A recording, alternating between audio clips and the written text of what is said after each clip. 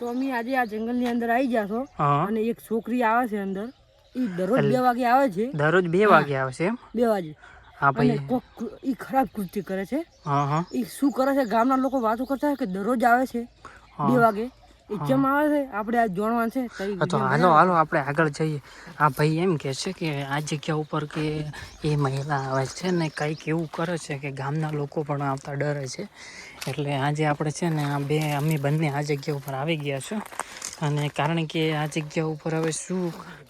રીઝનથી આવે છે ભાઈ જો દેખાય તો કહેજો ભાઈ અને ભાઈ બપોરે આ દરરોજ આવે છે આ જગ્યા ઉપર ટાઈમ બતાવી દીધો હા